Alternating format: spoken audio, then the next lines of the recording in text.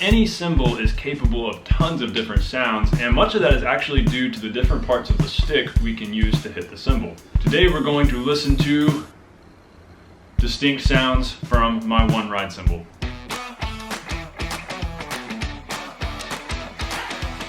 Hey everybody, welcome to the Non-Glamorous Drummer. If you're new to the channel, be sure to hit that subscribe button. Now we're gonna head down to the kit and we're gonna play some notes on my ride cymbal.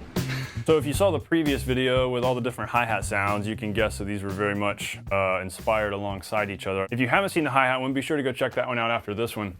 But I think the ride cymbal number of sounds idea is pretty interesting because there's technically less possibilities because it's one cymbal versus hi-hats where there's two. But on certain ride cymbals, there are very, very distinct zones. It does depend on the cymbal, but for the most part, as you move your stick around, you're gonna hear something different.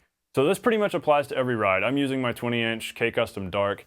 Because it's a pretty thin, kind of trashier cymbal, I feel like I can get a lot of variation in sound as I move out, even more so than on my 21-inch A Sweet Ride. Really the thing is, especially with ride cymbals, a lot of times we drummers just are not precise enough in paying attention to where we're at on the cymbal.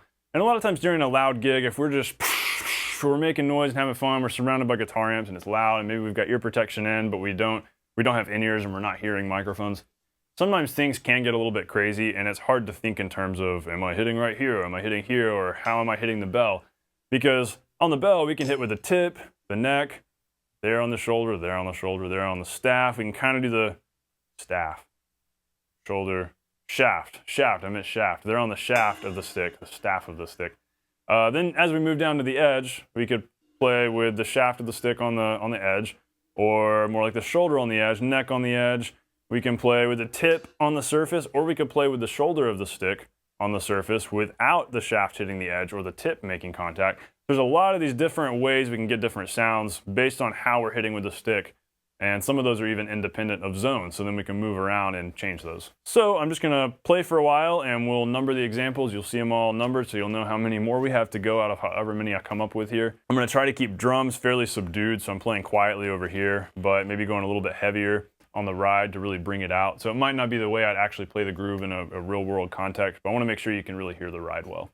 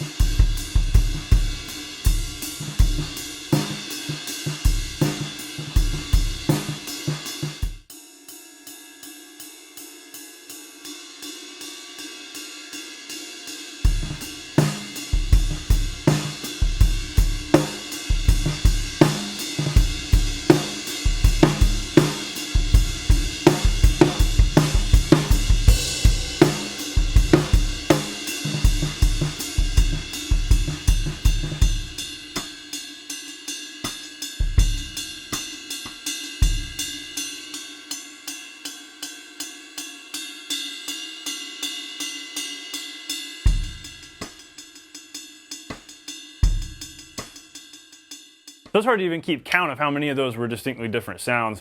I felt like I could divide the ride bell into 3 zones.